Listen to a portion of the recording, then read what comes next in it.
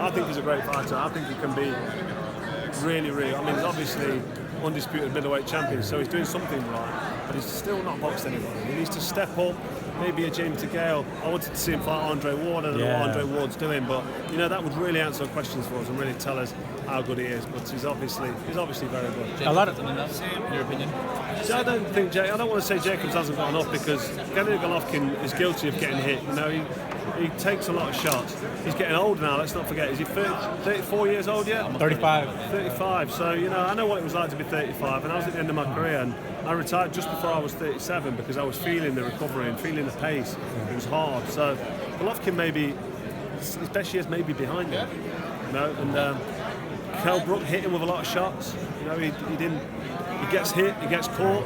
There's only so many shots you can take off these top fighters. So, I don't know, his best years are behind him in my opinion, but there's still a lot more for him to come and do. For him to do, but I don't know if he's going to have the time to fight all the top fights. But the Jacobs fight is a great test for him. One, I expect him to come through, but don't be surprised if he struggles. Speaking of Kell Brook, a lot of people wanted to fight his mandatory Errol Spence.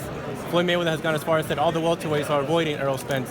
Do you feel the same way, or what do you think? I don't know. I don't know if they're all avoiding him, but Errol Spence is a great fighter, and a lot of people aren't going to want to get in. Whether they're going to get paid what they feel they need to get paid to potentially get beat, and that might be the struggle for him. So, Floyd Mayweather's entitled to his opinion. You can't argue with a man himself, can you? But, I think he's a great fighter, and I think that fight is one that should happen. And Joshua and Klitschko, a lot of people think that's going to break your record with Groves. What do you think of that matchup itself? I think it's a great match. Let me just tell you, first never follows. I was the first to sell Wembley Stadium. I set the bar. And hopefully my friend Anthony Joshua, who's a great fighter, can raise the bar. And if we can get 90,000 at the Wembley for a boxing match, what a fantastic thing for the sport. It's great. I think the fight is harder than I originally thought. I think Klitschko now realises this is his defining fight. After losing to Tyson Fury, it's such a stinker, because that's what it was. Tyson Fury got in there and it was a messy, awkward, horrible affair, but he did what he had to do to win. And I don't think it sits well with him. He had a fantastic career. He's had so many fights, so many wins, and to be beaten in the way in which he was beaten in Germany, I think he's disgusted with himself. Do you pay attention? I think he wants to put that right, and that's going to be bad news for Joshua. I think Joshua does it, but it's going to be harder than what I first thought. Big step up for him, right? I mean, compared to Joshua's other opponents. It is, because Joshua's not really got any names on his record. I mean, Dylan White hurt him with that left hook, and since then he boxed Charles Martin for the title. Charles Martin, I don't want to criticise any fighters, because all fighters deserve respect, but he's not done anything before or since. And then his recent win against Molina, I mean, Molina just came and sat behind that shoulder and jab and just waited to get knocked out. He was just waiting to get knocked out, and that's what happened. So they're not, Brazil as well, Dominic Brazil. He came and he had a go, to be fair to Brazil. He was tough, he took his licks, he stood in front of Joshua, he had a go back, and you could see it was game, but when the mind is willing and the physical body isn't able or capable, there's nothing you can do. So, it wasn't for not the try, and the will was there, but he just didn't have it. So Joshua's not really fought anybody. What gives me confidence that says he can go in there and beat Klitschko. I know he can go in there and beat Klitschko because I've been around him for the last 6-7 years at the England squad at the IS in Sheffield, and I've seen him take his licks, and I've seen him get hurt as well in sparring. I've seen him come back and finish the spar stronger. I've seen him come back the next day and dominate the same spar. So I know what he can do. We need to see it against a credible opponent, somebody like Klitschko, who people are saying, who I'm guilty of saying that, he's 41 years old, been out the ring 2 years, he's past his best. I do think something's been reignited inside Klitschko, and I think we're going to see the best last of him in Wembley. Who's the best pound-for-pound fighter right now in your opinion? A lot of people have different fighters up there.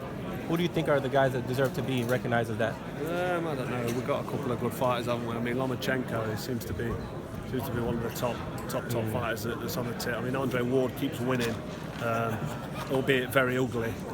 It's difficult for me to give him any credit, not just because he beat me. He beat me fair and square, but he ducks below the waist, that's illegal. He holds, that's illegal. He uses his head, that's also illegal. But he don't get any points deducted, he don't get disqualified. So I don't class that kind of fighting style as a pound for pound. What do you think of his fight with Kovalev? Did you have him winning? I thought it was a stinker, and I thought Kovalev didn't deserve to lose, and I don't think either of them really deserved to win. Kovalev wasn't busy enough for the last 6 rounds. Andre Ward was too dirty, as he always is when he's in a hard fight, so maybe that fight should have been a draw. That might have been a fair decision. And then would have given him a kick up the arse for a rematch. And then Kovalev, I think, in a rematch would have done the business because he hurt Ward in that first fight and didn't capitalise on it. So you don't think they rematch even though there's a rematch clause happening? I don't think the rematch will happen. I don't think Ward's going to want the rematch, if I'm totally honest. I know Kovalev wants the rematch. He's talking retirement now for Ward, so I don't know what's going on. Is there any way to get you back in the ring? We've heard little hints here and there and rumors.